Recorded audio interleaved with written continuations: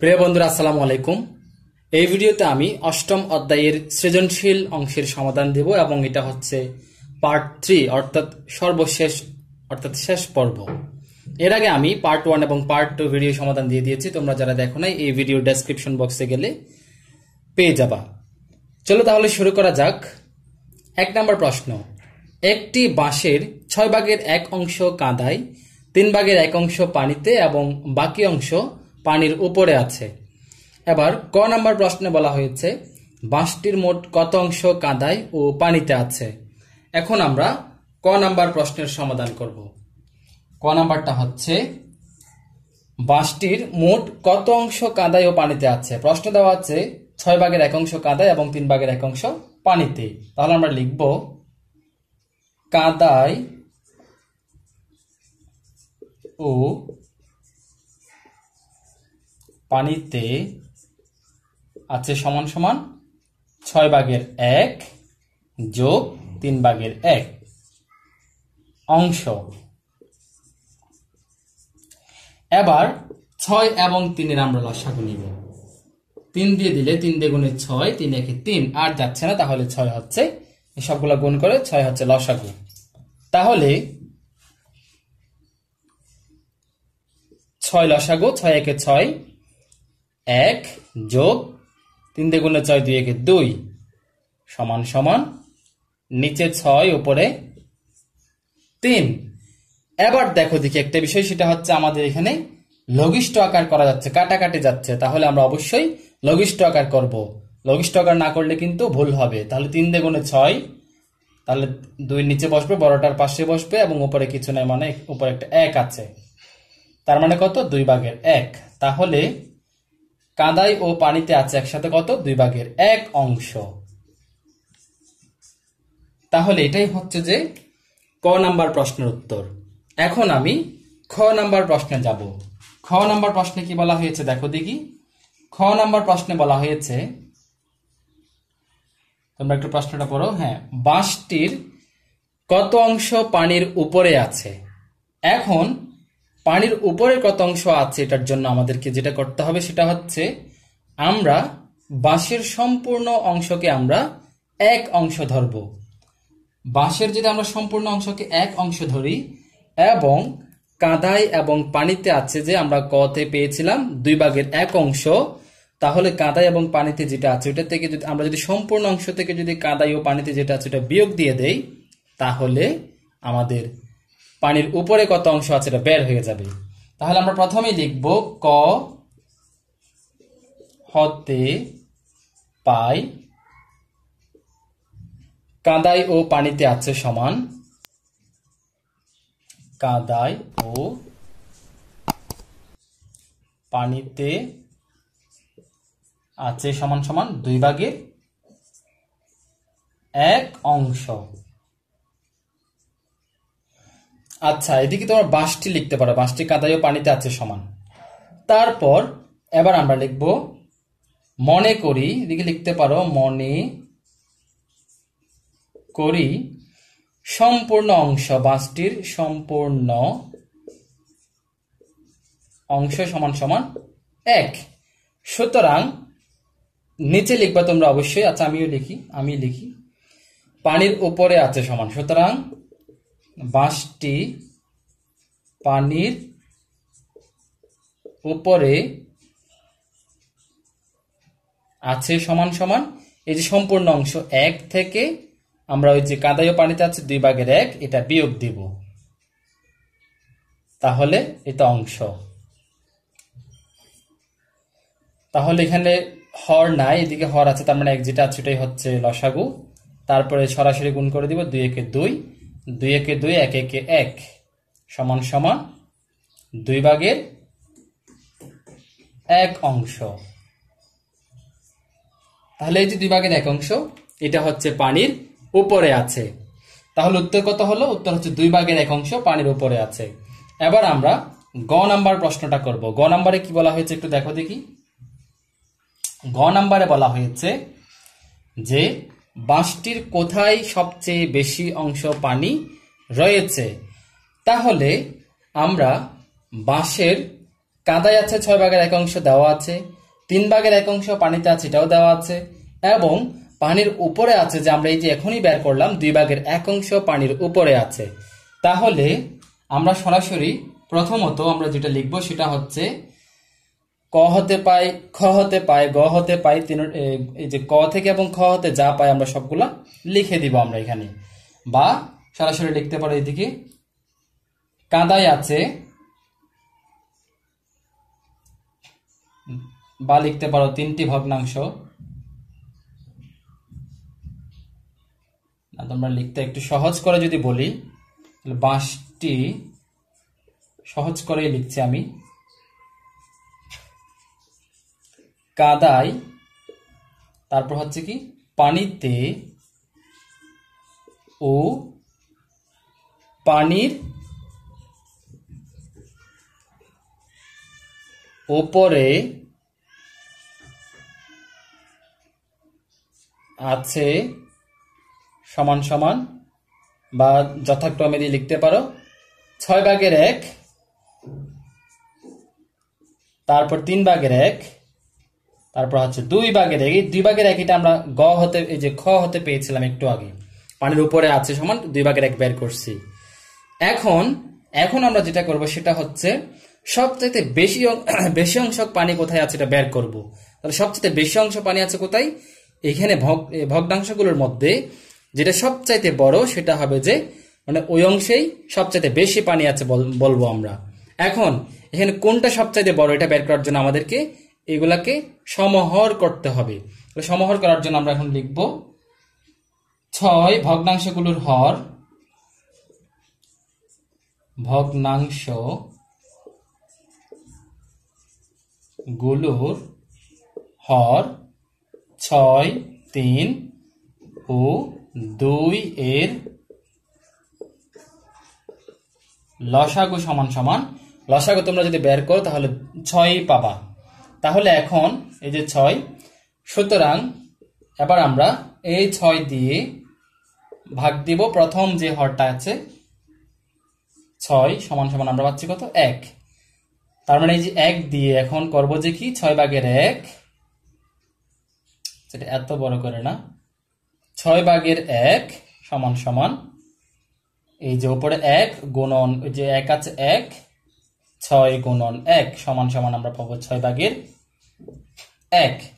তারপরে লিখতে পারো 6 ভাগ ওই দিকে কত আছে 3, তাহলে দেখি 3 লিখবা সমান সমান 2।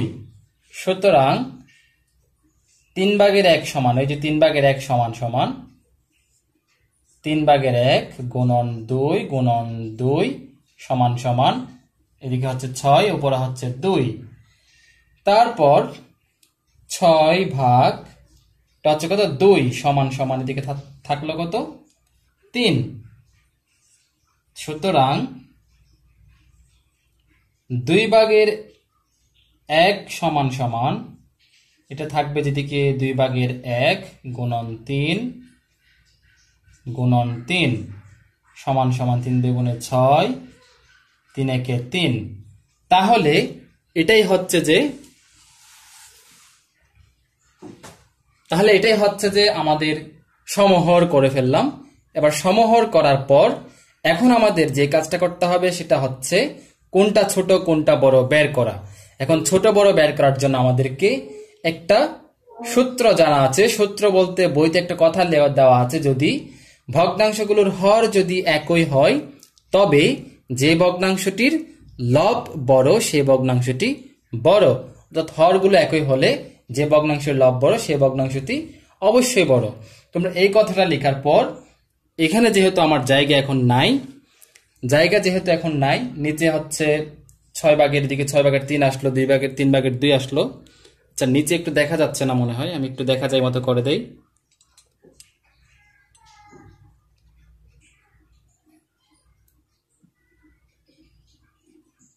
এবার মোটামুটি দেখা যাচ্ছে।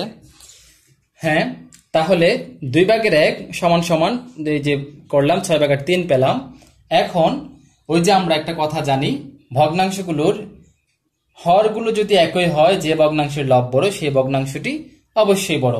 এই কথাটা তোমরা লিখবা, অবশ্যই নিচে নিচে করবা। আমি জায়গা নাই বিদায় এখানে দেখাচ্ছি, যে জায়গায় দেখাবো।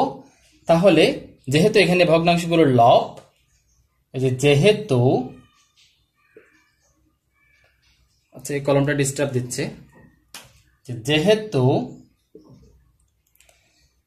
3 বড় 2 বড়, তারপর হচ্ছে কত 1, সুতরাং 3 টাকার 6/3, 6/3 হচ্ছে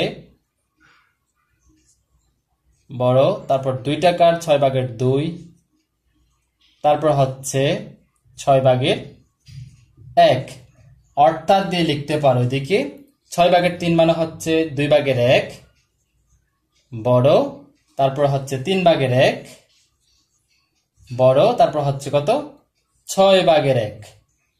এই যে এখানে 6/1, এই যে 2/1টাই হচ্ছে সবচাইতে, এটা হচ্ছে 3/1, এখানে 2/1টাই হচ্ছে সবচাইতে বড়। সুতরাং আমরা নিশ্চিন্তে বলতে পারি 2/1টা হচ্ছে কার, 2/1টা হচ্ছে পানির উপরের অংশ। সুতরাং আমরা বলতে পারি পানির উপরে, বাঁশটির পানির উপরে সবচাইতে বেশি অংশ পানি রয়েছে, বাঁশটির পানির উপরে সবচাইতে বেশি অংশ পানি রয়েছে। এটাই হচ্ছে যে 1 নাম্বার সৃজনশীলের উত্তর।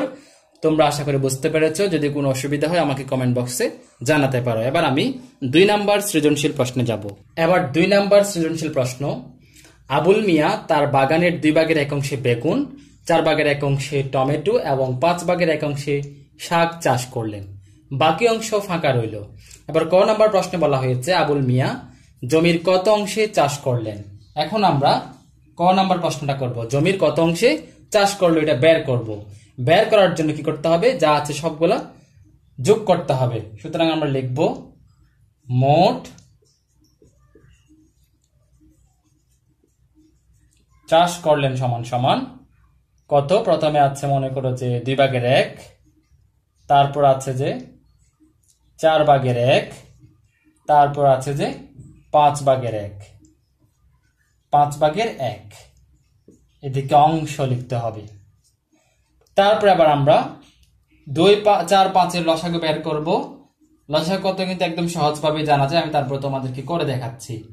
2 দিয়ে দিব আমরা, কমপক্ষে 2 বার যাইতে হবে, যেহেতু 2 দিয়ে গুণে 4 এবং এদিকে 5 আর যাচ্ছে না, তাই আমরা লিখবো 5 দিয়ে গুণে 10, 10 দিয়ে গুণে 20, 20 হচ্ছে যে আমাদের লসাগু। তাহলে 20 হচ্ছে লসাগু।